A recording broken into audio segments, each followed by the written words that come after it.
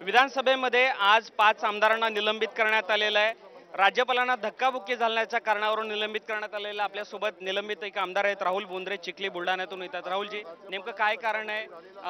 आणि विधानसभेमध्ये सुद्धा खूप चर्चा आणि वादविवाद झाला या सगळ्या निलंबनाच्या पार्श्वभूमीवर। राज्यपालांना धक्काबुक्की झाली अशा पद्धतीचा आरोप आमच्यावर ठेवण्यात आलेला आहे। पण मी निश्चितपणे सांगतो, आम्हीच नाही तर काँग्रेसच्या कुठल्याही आमदारांनी राज्यपालांना साधी धक्काबुक्की पण केली नाही, मारहाण तर लांब राहिली।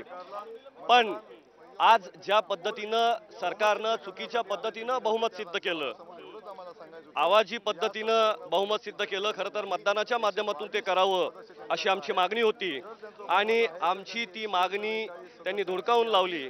ते केल्यानंतर ही बाब घटनाबाह्य आहे आणि त्यामुळे राज्यपालांना याच्या संदर्भात आम्ही कळवावं म्हणून भूमिका घेतली। राज्यपालांनी आमचं मत ऐकून घेतलं असतं तर कदाचित ही धक्का म्हणजे जे काही झालं आज ते काही झालं नसतं। पण राज्यपालांनी ऐकून घेण्याची भूमिका घेतली नाही।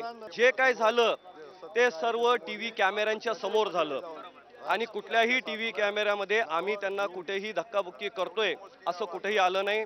पण केवळ चुकीच्या पद्धतीनं बहुमत सिद्ध केल्यामुळे जी काही चर्चा होईल ती होऊ नये आणि म्हणून अशा पद्धतीनं चर्चा डायव्हर्ट करण्यासाठी, लक्ष विचलित करण्यासाठी आज आम्हाला निलंबित करण्यात आलेलं आहे।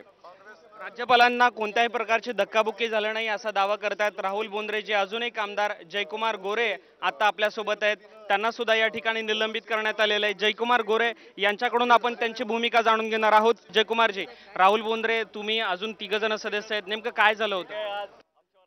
सकाळपासून सभागृहातली परिस्थिती आपल्याला माहिती आहे, अख्ख्या महाराष्ट्राने बघितलेली आहे। राज्यपाल महोदयांनी सरकारला बहुमत सिद्ध करण्यासाठी 15 दिवसाची मुदत दिली होती। आज बहुमत सिद्ध करायचं होतं आणि बहुमत सिद्ध करायचं असताना सुद्धा बहुमत सिद्ध न करता बहुमताचा विषय बाजूला ठेवून आवाजी मतदानानं आम्ही मतदान मागत असताना, शिवसेना मतदान मागत असताना आम्ही मतदान न घेता आवाजी पद्धतीनं महाराष्ट्राच्या इतिहासामध्ये पहिल्यांदा असं सरकारनं बहुमत सिद्ध केलं।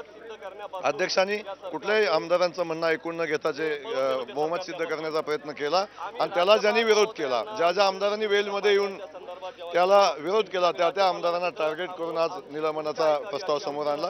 राज्यपालांना किंवा कुणालाही इथं धक्काबुक्की झालेली नाही। मीडियाकडे फुटेज आहेत, इथं विधानभवनच्या फुटेज आहेत, त्या सगळ्या फुटेज चेक कराव्यात आणि यामध्ये जर कुठेही अनुचित प्रकार घडलेला असेल, कुठेही धक्काबुक्की झाल्या असेल, राज्यपालांना कुठे धक्काबुक्की झाल्या असेल तर मी फक्त 2 वर्षाचं निलंबन नाही, आम्ही सरकारला विनंती करू किंवा आम्ही स्वतःहून 5 वर्षासाठी आमदारकीचा राजीनामा देऊ। एकूण 5 आमदारांना अशा पद्धतीनं निलंबित करण्यात आलेलं आहे। मात्र या आमदारांचं असं म्हणणं आहे की कोणत्याही प्रकारची धक्काबुक्की राज्यपाल महोदयांना झालेली नाही। वीरेंद्र जगताप धामणगाव रेल्वेतून येतात, काय नेमकं झालं होतं तिथे? राज्यपालांना आम्ही दुपारी 3 वाजता सभागृहामध्ये सकाळी विश्वासदर्शक ठराव जो आशिष शेलार साहेबांनी मांडला तो मतदानाने सिद्ध करावा याच्यासाठी आम्ही सभागृहामध्ये मागणी केली होती आणि वेलमध्ये जाऊन अध्यक्षांकडे मागणी केली होती। ती अध्यक्षांनी मान्य केली नाही। मतदान प्रक्रिया न घेता केवळ आवाजी मतदानाने त्यांनी ठराव संमत झाल्याचं सांगितलं। ही अध्यक्षांची भावना अन्यायपूर्ण होती आणि म्हणून आम्ही राज्यपालांना, माननीय प्रांताध्यक्ष माणिकराव ठाकरे साहेब, राधाकृष्ण विखे पाटील साहेब, आम्ही सर्वांनी फॅक्स करून भेटीची वेळ मागितली आणि तुम्ही जे सरकार अल्पमताचं आहे त्या सरकारला राज्यपालांचं अभिभाषण करण्याचा अधिकार नाही आणि म्हणून आपण अभिभाषणाला येऊ नये यासाठी आम्ही इथे पायऱ्यावर बसलो होतो।